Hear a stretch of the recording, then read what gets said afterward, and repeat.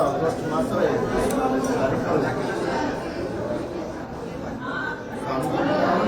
ଜନ୍ମ ଶତବାର୍ଷିକୀ ପାଳନ ହେବା ପାଇଁ ଯାଉଅଛି। ଠିକ୍ ତାହାର ବେଦାନ୍ତ ବିଷୟ ସ୍ୱାମୀ ଲକ୍ଷ୍ମାନନ୍ଦ ସରସ୍ୱତୀଜୀଙ୍କର ଜୀବନ ତ୍ୟାଗ ଏବଂ ସଂଘର୍ଷ ଉପରେ ଆଧାରିତ ବେଦାନ୍ତ ସ୍ୱାମୀ ଲକ୍ଷ୍ମାନନ୍ଦ ସରସ୍ୱତୀ ଉଭୟ ଓଡ଼ିଆ ଓ ହିନ୍ଦୀ ସଂସ୍କରଣ ଆଦି ଉନ୍ମୋଚନ କରାଯାଇଛି। ଏ ପୁସ୍ତକର ଲେଖକ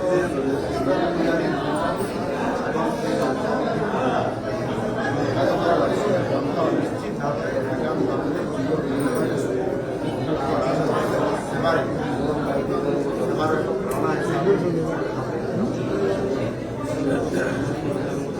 ସ୍ୱାମୀଜୀଙ୍କର ଅପାର ସ୍ମୃତି ଏବଂ କନ୍ଧମାଳର ଜନଜାତି ବନବାସ ଭାଇଭଉଣୀମାନଙ୍କର ପ୍ରତି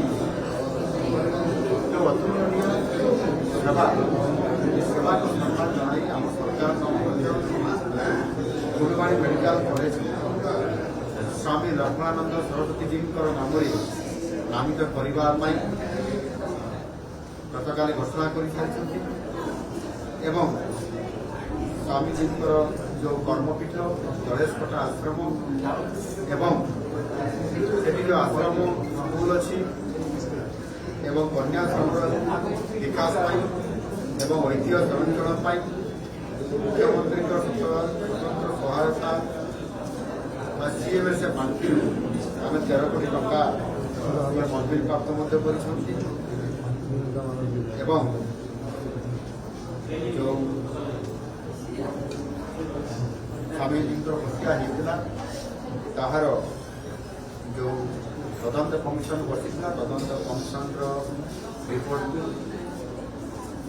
ତତ୍କାଳୀନ ସରକାର ସମ୍ପୂର୍ଣ୍ଣ ଭାବରେ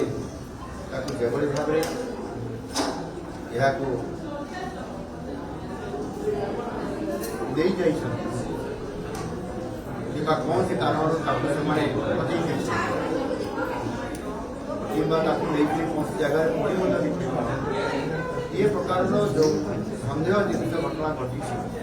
ମୁଖ୍ୟମନ୍ତ୍ରୀଙ୍କର କାର୍ଯ୍ୟାଳୟରୁ ଇଏ ତଦନ୍ତ କମିଶନ ରିପୋର୍ଟ ହଜିବା ଇଏ ନିଶ୍ଚିତ ଭାବରେ ଗୋଟିଏ ଇଏ କେବଳ ଇଏ ସାଧାରଣ ଘଟଣା ନୁହେଁ ଇଏ ନିଶ୍ଚିତ ଭାବରେ ଷଡ଼ଯନ୍ତ୍ରପୂର୍ଣ୍ଣ କଥା ସେ ଦୃଷ୍ଟିକୋଣ ଏହାକୁ ସରକାର ଗୁରୁତର ଭାବେ ବିଚାରକୁ ନେଇକରି କ୍ରାଇମବ୍ରାଞ୍ଚ ତଦନ୍ତ ପାଇଁ ମଧ୍ୟ ନିର୍ଦ୍ଦେଶ ଦେଇଛନ୍ତି। ନିଶ୍ଚିତ ଭାବରେ ମୁଁ ଆପଣମାନଙ୍କ ଜରିଆରେ ରାଜ୍ୟବାସୀଙ୍କୁ ଆଶ୍ୱାସନା ଦେବା ପାଇଁ ଚାହେଁ ପ୍ରତିଶ୍ରୁତି ଦେବା ପାଇଁ ଚାହେଁ ସ୍ୱାମୀଜୀଙ୍କର ବଳିଦାନ କେବେ ବି ବୃଥା ଯିବ ନାହିଁ ସତ୍ୟ ନିଶ୍ଚୟ ସାମ୍ନାକୁ ଆସିବ।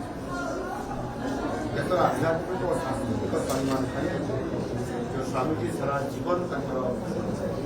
ଲୋକଙ୍କ ପାଇଁ ସେ ସଂଗ୍ରାମ ଦେଇଥିଲେ ଏବଂ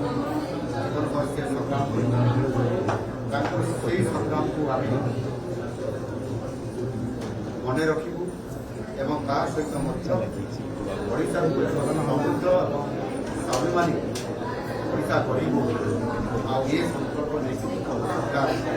କାମ କରୁଛନ୍ତି।